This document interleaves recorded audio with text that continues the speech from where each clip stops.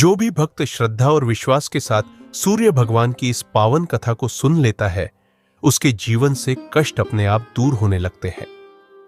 दर्शक बंधु, आज हम आपको एक ऐसी पावन और दिव्य कथा सुनाने जा रहे हैं जिसे सुनने मात्र से ही मनुष्य के जीवन का अंधकार धीरे धीरे प्रकाश में बदलने लगता है।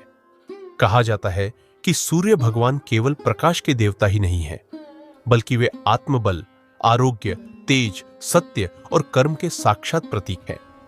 जिनके जीवन में रोग, भय, दुख, ग्रह दोष या किसी भी प्रकार की मानसिक पीड़ा बनी रहती है, यदि वे श्रद्धा भाव से सूर्य भगवान की कथा का श्रवण कर लेते हैं तो उनके कष्ट स्वयं ही मार्ग छोड़ने लगते हैं। दर्शक बंधु, यह कथा केवल सुनाने या संग्रह करने की कथा नहीं है। यह आत्मा को झकझोर देने वाली और मनुष्य को भीतर से जागृत करने वाली कथा है। इस कथा में आपको अपने जीवन के कई अनसुलझे प्रश्नों के उत्तर मिलेंगे। आपको अपने कर्मों का सच्चा प्रतिबिंब दिखाई देगा और यह भी समझ आएगा कि सूर्य भगवान की कृपा किस प्रकार मनुष्य के भाग्य को बदल सकती है।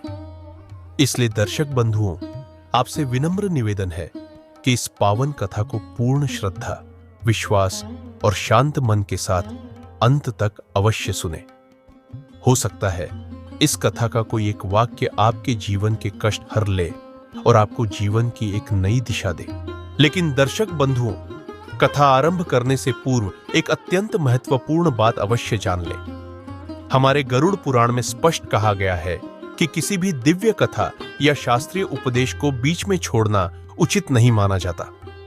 कथा को अधूरा छोड़ना केवल पुण्य से वंचित होना ही नहीं, बल्कि मन में संदेह और अधूरापन भी छोड़ देता है।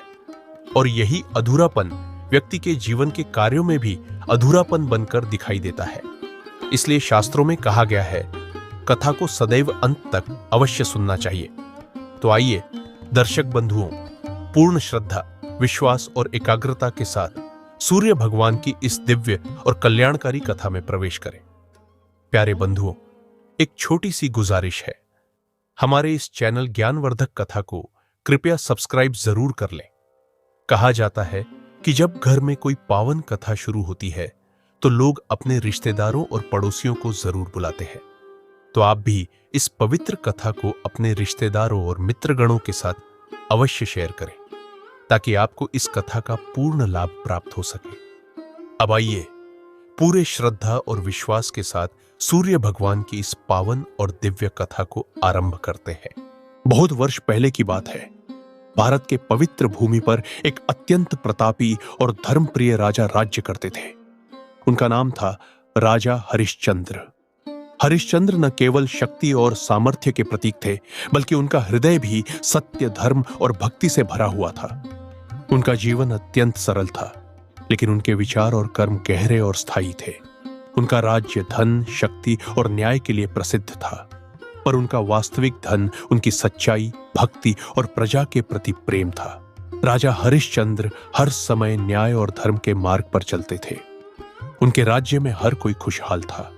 किसान अपने खेतों में प्रसन्नता से काम करते, व्यापारी अपने व्यापार में संतुष्ट रहते, सैनिक निडर और अनुशासित थे, और सामान्य प्रजा अपनी सुरक्षा और न्याय के लिए निश्चिंत थी। राजा का महल भव्य और समृद्ध था, पर उनका जीवन अत्यंत सरल था। रात में वे ध्यान करते, प्रातःकाल सूर्य उदय होते ही प्रजा की भलाई और धर्म की सेवा के लिए पूजा और तपस्या में लीन हो जाते। उनके राज्य में सत्य, न्याय और भक्ति का ऐसा वातावरण था कि दूर दूर से लोग उनके राज्य में सुख, शांति और न्याय पाने आते। राजा हरिश्चंद्र के दरबार में किसी की भी शिकायत कभी अनसुनी नहीं रहती थी। वे हर व्यक्ति की पीड़ा को समझते, उनके दुखों को दूर करने का प्रयास करते और हमेशा सत्य और धर्म के मार्ग पर अडिग रहते। एक दिन राजा हरिश्चंद्र ने सोचा कि उन्हें सूर्य भगवान की विशेष पूजा करनी चाहिए। उन्होंने अपने महल के मंदिर में जाकर पूरे विधि विधान और निष्ठा के साथ सूर्य भगवान की आराधना की। राजा बोले, हे सूर्य भगवान, मैं आपकी कृपा और आशीर्वाद का अधिकारी बनना चाहता हूं।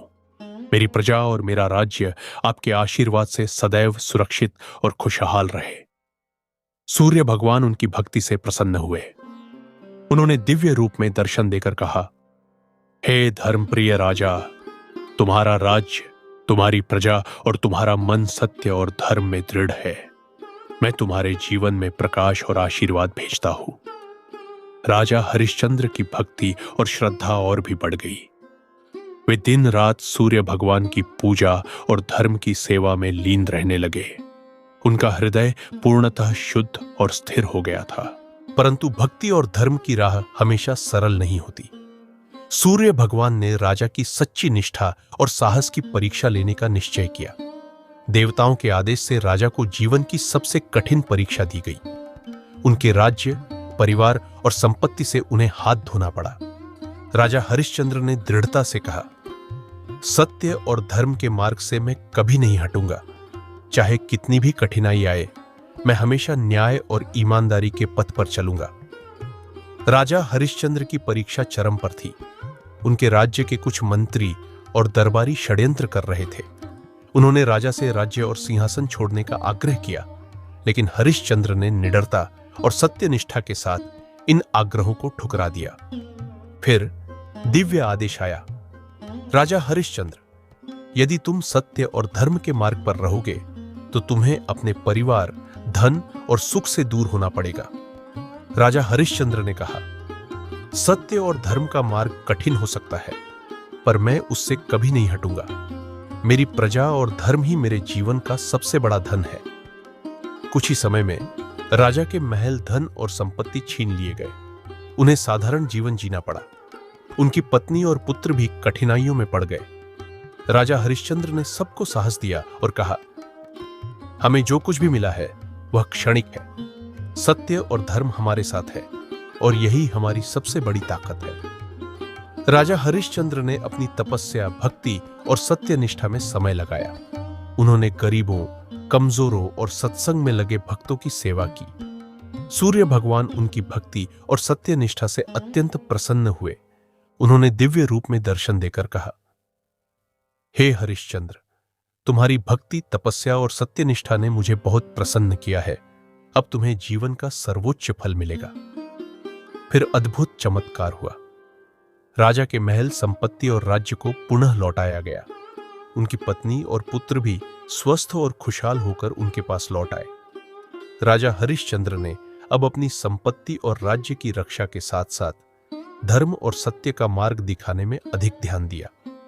उन्होंने अपने राज्य में फिर से न्याय, प्रेम और भक्ति का वातावरण स्थापित किया। उनके जीवन का यह अध्याय सभी के लिए एक सत्य और धर्म की विजय की मिसाल बन गया। प्रजा और मंत्री सब जानते थे कि जो व्यक्ति सत्य और धर्म के मार्ग पर अडिग रहता है, उसकी भक्ति और तपस्या कभी व्यर्थ नहीं जाती। राजा हरिश्चंद्र ने यह संदेश अपने जीवन के अनुभव से सभी को दिया। धन और राज्य अस्थायी है, सुख और समृद्धि क्षणिक है, पर सत्य, धर्म और भक्ति ही स्थायी है। यही हमारे जीवन का वास्तविक आधार है।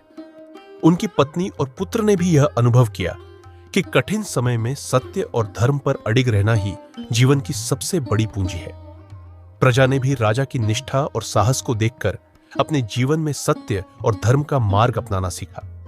राजा हरिश्चंद्र के जीवन में अब फिर से खुशियां, शांति और समृद्धि लौट आई। उनका राज्य उज्जवल और सुखमय हुआ। उनकी भक्ति और सत्यनिष्ठा ने केवल उनके जीवन को नहीं, बल्कि उनके राज्य और प्रजा के जीवन को भी आध्यात्मिक और स्थायी प्रकाश से भर दिया। उनके जीवन का यह अनुभव केवल एक राजा की कहानी नहीं था, बल्कि सत्य, धर्म और भक्ति के मार्ग पर चलने वाले हर व्यक्ति के लिए प्रेरणा बन गया। और इस प्रकार राजा हरिश्चंद्र ने अपने जीवन भर सत्य, धर्म और भक्ति का मार्ग अपनाया। उन्होंने यह संदेश दिया कि कठिनाइयां चाहे कितनी भी आए, सत्य और धर्म से कभी न हटने वाला व्यक्ति जीवन में सच्ची विजय और स्थायित्व पाता है। प्यारे बंधु, इस कथा से हमें यह सीख मिलती है कि कैसे राजा हरिश्चंद्र राजा से गरीब बन गए, कितने संघर्ष और कठिनाइयां उनके जीवन में आई, फिर भी उन्होंने सत्य, धर्म और भक्ति कभी नहीं छोड़ी। हमें भी अपने जीवन में धर्म और कर्म निभाने चाहिए।